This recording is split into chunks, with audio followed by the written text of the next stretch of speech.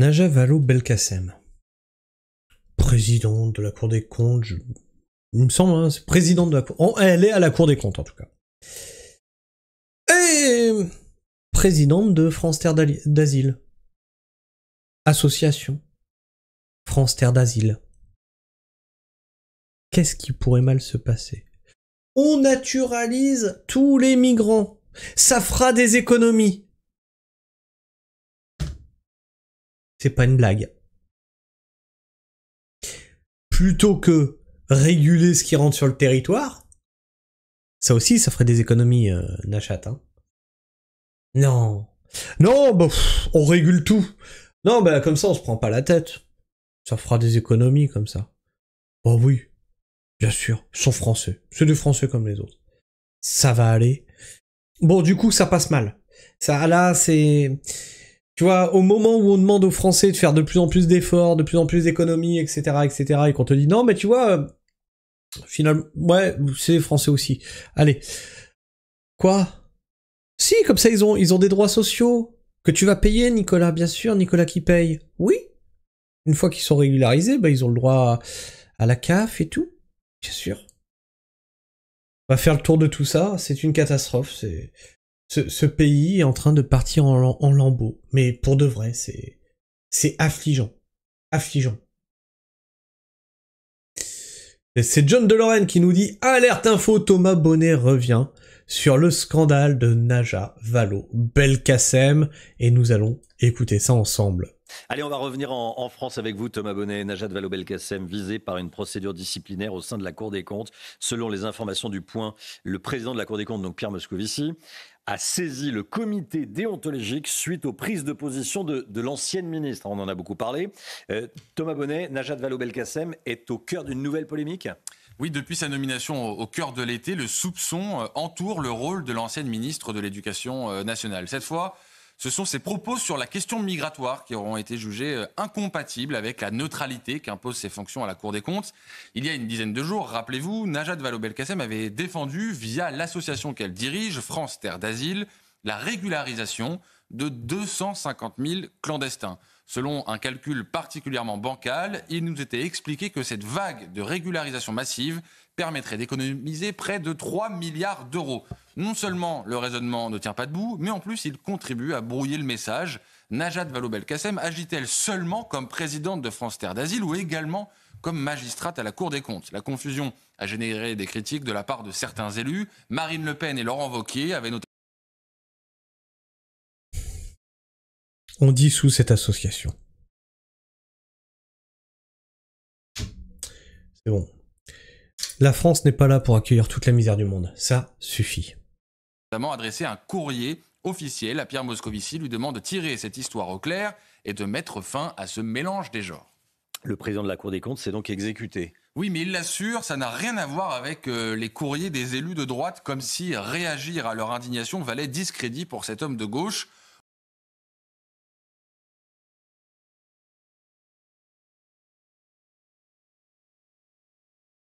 Donc c'est un mec de gauche qui dit non mais on va étudier le cas de Najat, il y aura rien, en gros. Elle va faire ce qu'elle veut. Préparez-vous les gens, ça va swinguer. Rappelez-vous que Macron a annoncé qu'en mars, les hôpitaux doivent être prêts à accueillir énormément de blessés. En mars 2026, là ça arrive. Hein. Ça va swinguer. Officiellement donc, c'est parce que ces déclarations peuvent paraître décalées en plein examen budgétaire qu'il a décidé de réagir. Comprenez, les prises de position politiques sont autorisées en fonction du moment où elles sont prononcées.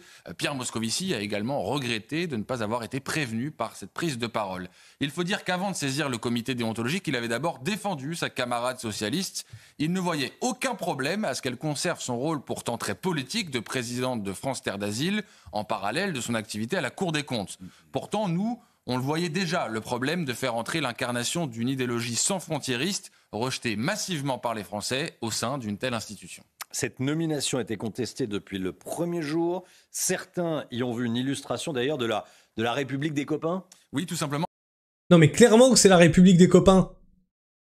À partir du moment où elle a été placée là, on en a parlé sur cette chaîne. Ils ne sont jamais punis pour pour les conneries qu'ils font. Ils sont toujours replacés ailleurs. Ça suffit, mais ça va suffire les conneries. Parce que depuis le départ, cette nomination échappe à toute logique. Rien ne prédestinait Najat Vallaud-Belkacem à se plonger dans les travaux chiffrés de la Cour des comptes. Elle qui avait fait de l'immigration et de l'éducation nationale ses sujets de prédilection, son accession à ce nouveau rôle ne semblait obéir qu'à sa simple idéologie socialiste, nommée par Emmanuel Macron, un ancien collègue au gouvernement, au sein d'une institution dirigée par un autre ancien collègue. Une forme de reviviscence de l'ancien monde qui devait pourtant disparaître avec l'avènement du plus jeune président de la République. Finalement, les vieilles méthodes ont perduré et le socialisme a continué de se tailler la part du lion dans toutes les instances. Remettre en cause la nomination de Najat Vallaud-Belkacem vous valait des procès en sexisme, voire en racisme. Alors voilà, ça c'est toujours ce qu'ils font. Ils mettent régulièrement une femme à raciser pour faire passer les pires saloperies. Et si tu oses dire quelque chose, tu es misogyne, raciste, islamophobe. Voilà. Non, c'est ces idées dont je parle. Ouais, mais quand même. Une façon d'interdire le débat. Impossible également de souligner son idéologie puisqu'on nous promettait qu'il y aurait une distinction entre ces différentes casquettes. Bref, tout ça était cousu de fil blanc et l'exemple de Najat Vallaud-Belkacem montre simplement l'emprise idéologique de la gauche sur les instances étatiques. Là où ses camarades savent manier la discrétion, l'ancienne ministre a sans doute péché par excès de confiance. Alors rassurez-vous, la procédure disciplinaire à son encontre ne signe pas nécessairement son départ de la Cour des comptes. D'abord, parce que ce comité déontologique n'a qu'un avis consultatif. D'autre part, parce que le président de ce comité a occupé des fonctions de conseiller auprès d'un certain Pierre Mauroy. C'est ça la magie de cette surreprésentation des socialistes dans les instances. Quel est son salaire? Quel est son foutu salaire à Najat, à la Cour des comptes, que je paye avec mes impôts? Elle me prend combien, Najat? Quelles sont les subventions de Terre France d'Asile? Quel est son salaire en tant que présidente de France Terre d'Asile? Combien me coûte cette bonne femme? En France, les comptes sont dans le rouge et à la Cour des comptes, on voit la vie en rose, rose socialiste bien sûr. C'est incroyable, mais c'est incroyable. Tu mets des personnes qui sont censées gérer du pognon et on te dit, faut dépenser plus. Et de l'autre côté, on te dit, faut faire des économies. Donc tu vas bosser jusqu'à 67 piges, bientôt 70. Tu vas avoir la sécu dans ton fion, ton chômage dans ton fion, tout dans ton fion. Paye Nicolas, bien sûr. Et quand justement Nicolas dit, écoute, on va aller manifester parce qu'il y en a marre, la gauche se réapproprie le truc et Nicolas est dégagé. Ah mais désolé, mais là ça m'agace. Ah, il y a pas beaucoup de commentaires. Alors, il y a Josette qui nous dit « Ce personnage n'a rien à faire à la Cour des comptes, elle n'y connaît rien, en débit, crédit, solde, rien. » Mais je pense qu'à la Cour des comptes, il y a beaucoup de personnes qui n'y connaissent rien. À la Cour des comptes, des comptables, pas des copines. Tout cela est du cirque et la réalisation pleine et entière que les politiques sont une caste qui s'autorise tout. Et on en revient à mon truc, le combat de caste. Arrêtez avec le combat de classe. Le combat de classe, c'est opposer des gens du peuple à des gens du peuple. Le combat de classe, c'est opposer des gens du peuple à des gens du peuple. Classe aisée, classe moyenne, classe pauvre. Tous ceux-là sont soumis à des personnes pour lesquelles ils vendent leur force de travail. Ils ne possèdent pas les outils de production, ils ne possèdent pas les outils de répression, ils ne possèdent pas les outils d'éducation, ils ne possèdent pas les outils de finance. C'est le peuple. Je vous propose le combat de caste. On arrête de parler du combat de classe qui est poussé par un parti politique communiste. Il veut qu'on se divise. Pendant qu'on se divise, on s'occupe pas de ce qu'ils font en haut. Non, moi, ce que je vous propose, c'est un combat de caste. On va commencer à s'occuper de ce qu'ils font là-haut. C'est la haute bourgeoisie, c'est les politiques, c'est les banquiers, c'est tous ceux qui ont la main mise sur les moyens de financement, les moyens de répression, les moyens d'éducation, les moyens de santé. C'est cela qu'il faut maintenant viser. Et on va parler de combat de caste. Arrêtez de parler de combat de classe. Bref. Je sais pas ce que tu penses de tout ça. Moi, ça me sidère.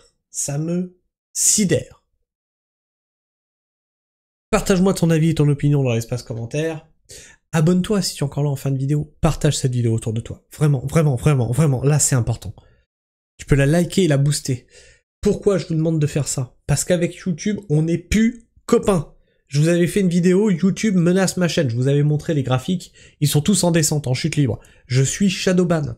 YouTube et moi, on s'entend plus. Je continue à faire le taf, y a pas de problème. Et je sais que vous partagez autour de vous. Vous le faites déjà. Je le vois bien. T'inquiète pas, je le vois. Dans mon studio, je vois que les vues, elles ne viennent pas forcément des recommandations YouTube, mais tiens, ça vient d'un mail, ça vient de WhatsApp, ça vient de Facebook, ça vient de Discord. Oh, c'est bizarre. Donc c'est très bien. Continuez à partager autour de vous. On est en train de se battre contre l'algorithme de YouTube et je vous en remercie. Sur ce, moi je vous fais la bise. Prenez soin du sol et restez pragmatiques. Ciao.